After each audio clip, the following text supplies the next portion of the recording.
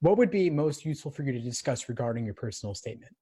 Well, I guess how to format it to give the admissions committee the ability to see who I am and the obstacles I've overcome. Also, the things that I have accomplished by overcoming those obstacles, and also what will make me a good candidate for law school. Sure, absolutely. I think those are good goals to have. Now, in reading over your personal statement, how long do you think it takes us to get to you specifically? Ooh, okay. That's a great question. Cause I know for a fact that, like I was applying last year, for the admission cycle, but then I was like, okay, let's wait. I did review my personal statement. I do know that I do talk a lot about like my background and my family a lot before I even get to me and what I've actually accomplished. So I knew that you were going to probably ask that question. Yeah. So when I was looking at this, you mentioned like briefly like your DNA of your forebears and such, but then you're talking about celebrities and examples of role models or examples, right? Hmm. But we're not getting to you until really the second half of that second page. I've Right. started thinking about law school as a teenager. Everything before that, to me, it's quite general. Okay. So it should be, so basically I should start out from the very beginning, just discussing me, how I always wanted to attend law school and basically, the accomplishments and things that I've made like that. Yeah, so I would start off by talking about you specifically. And of course, you do want to answer the why law school question Right. at some point. So honestly, I would scrap the first page and a half because it's not about you. Okay. When you get into yourself personally, though, a lot of this becomes like different parts of your resume, right? You Hmm. talk about your career goals, a 4-year degree, college, then the master's degree, and some of your work there.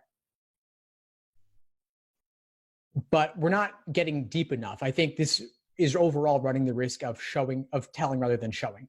Okay. It's a little bit formal. It's a little bit too objective. I want us to see the world through your eyes and gain the insights that you gained. And I think you can do that. The experience that you have is there. Your nonprofit work could be a good opening to talk about why law school, and especially, of course, your role as an advocate. You're helping underserved kids. You're helping them with education. You're helping them find jobs, and you have a passion for social justice. I want that to shine through much more. Okay. So could you pick one story? Could you tell one story about one kid that you helped or one insight you had about your work in nonprofit management, which I would imagine is an area that has tons of bureaucracy? Yeah, it does. That's yeah. I didn't think about to choose like one story because I have so many. Growing up where I grew up on the south side of Chicago and witnessing the things that I have witnessed, helping those same type of students, like they all have so many stories. So I guess you're right. I have to figure out one story to tell. Think about it this way. So you have statistics. We know all kinds of information about the number of people dying each year from malaria or suffering from homelessness or poverty or things like that. But what do TV commercials do? They highlight one particular story. They have that That's one true. heart-wrenching photo or video of that kid, and that makes people open their wallets in a way that numbers never could. That's true. And I'm not saying you necessarily want to like play on their emotions in that way, but you do want to capture their interest. And the way you capture their interest is by telling a story, giving some specifics, and then showing from there. I was trying to help this one kid, but bureaucracy got in the way and I had to look up the rules and regulations, something along those lines. It's interesting you say that because as someone who works in higher education and works in the financial aid office, I do know for a fact one thing that always bothered me was the fact that DACA students could not get financial aid. And it was nothing that they did personally. It was the fact that their parents weren't U.S. citizens. So they weren't U.S., so they couldn't get it. And it just used to always break my heart to have to tell them, like, unfortunately, there's nothing we can really do for you, because I just feel like it's unfair. We're punishing the children because the parents wanted to have them have a better life. And now they can't even get that because how are they going to go to school? So I used to always hate that. Like, that was one thing I was like, oh, I really don't want to go out here and talk to the student, but I have no choice. I can't bend the rules. It's a federal law. I can't change it. I can't say, well, we're going to give you a little bit. I just couldn't do it. And it used to always break my heart because a lot of those students did really want a better life, but they was like, I have to drop all my classes. There's no way I can pay for this. So. And it's a story that you should tell. I want to see that come out. I want to see that frustration come out where you're, in a way, you're hitting a wall. And then you use that as fuel to help you want to become an advocate. You want to help serve those kids.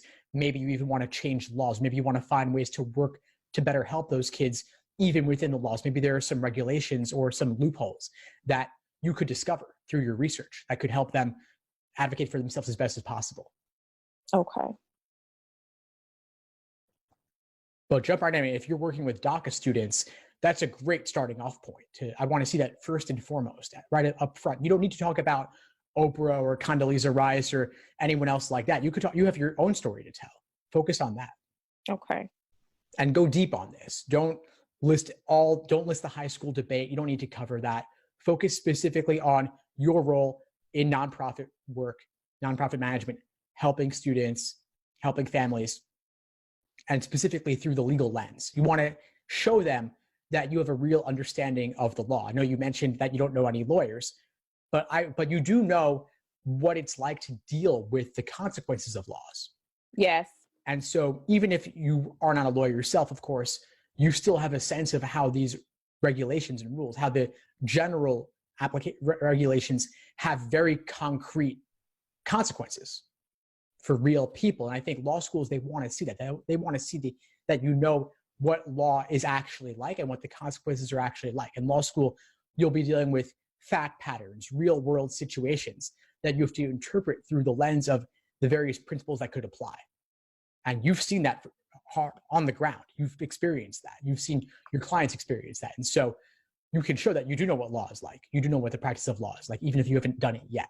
So do you recommend then, Steve? Because I always struggle with, I'm always that type of person, like I really want them to be engaged when they read my personal statement. So I guess I struggle with how to capture them, like from the first, because I don't want them to be bored when they start reading, like, oh, this is, bland. I want to capture them when I first, I guess, start like my intro, because I was always taught like, oh, you want to kind of grab them when they first start reading. Do you suggest that I start out by telling the story of I guess how I can definitely see how laws affect people that I've worked with?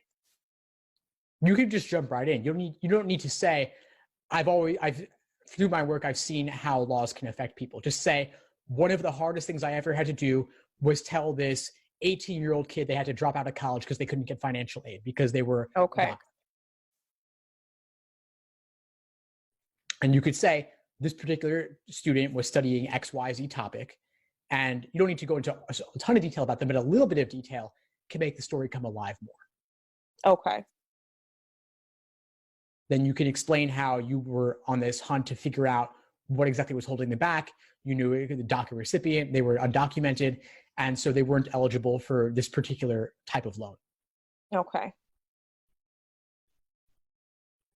Then you could zoom out a little bit and talk about your role in nonprofits, what you were doing, why were you in this position? Okay. And so how have you run up into these walls? So when I talk about my roles in nonprofits and how I was in those positions, is this where I start talking about like some of the things that I've established while I was there? Because, working at a college, we took on the task of trying to kind of eliminate food insecurity with regards to students on campus. So I was one of the people that spearheaded the first meal pantry that we had on campus for our students. So do I talk about that in there, or should something like that be kind of like left for like my resume with regards to my leaderships and my accomplishments and the things that I've, accomplished while at work? It's a great question. So you definitely want them to know about the meal pantry, but unless you can directly tie it to the story that you're telling, okay, I wouldn't include it. Trust They will read the resume, they will see it there, but anything directly tied to that story is fair game if you can relate it. I just don't want you to run the risk of laundry listing everything you've done in your position that is impressive. Okay. Now, what would you say would be the most appropriate length for a personal statement? Because I know you saw mine and it was pretty lengthy. So, what would you say is the most appropriate length for a personal statement, or does it vary school to school? Typically, you're looking to make it no more than 2 pages double Okay. spaced. So I would suggest, like I said, chop out the first page and a half because that wasn't really about you. Okay. Then rewrite a draft with this feedback in mind. Okay. And that new rough draft could once again be 3 pages or 4 pages. And then you will have to aggressively chop it down so that every word counts. But I want the new rough draft to be all about you and all about your work specifically in this Okay. nonprofit role. Okay. So I'll make sure to do that. I'm trying to think if I had some more questions too, because so once I do, so it should be all about me, all about my work in nonprofits. So it was a part in there about I guess my daughter. So should that be scratched out too? Because I put a part at the bottom about I basically that was part of my why of why I'm going. Should that be scratched out too as well? If you're not able to relate it to the main topic, I Okay. wouldn't include it. I do think some of the themes in this draft related to your background and diversity and such, you could include that in a diversity statement. That okay. Okay. But just do everything you can to keep it personal. So definitely no quotes. And there are ways to reference role models, but you've got to tie it into yourself. To the story. Okay. Okay. Well, this was very helpful. Extremely helpful.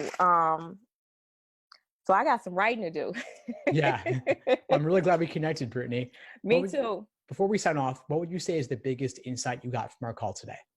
That my personal statement really should be about me. And it also helped me realize that I actually have really accomplished some things in my previous work history. Because honestly, at first I was like, I don't even know exactly if the things that I have done are considered grand enough for law school. But speaking with you, it actually makes me believe that it really is, because I didn't think about telling a story about some of the experiences that I've had, and it just made me remember about how I really do feel when I have to tell these students that I can't give them any money for school, and how that actually does tie into how the law is actually working against them. So this was definitely insightful. Glad I was able to help. Please keep in touch and let me know if you need anything as you move forward. I will do. Thank you. My pleasure, Brittany. Take care. You too. Thanks for tuning into the show. Please subscribe if you haven't done so already to be notified of new episodes as I release them. And feel free to reach out if you need anything at all as you move forward with your prep. I'm happy to help however I can. In the meantime, I wish you all the best and take care.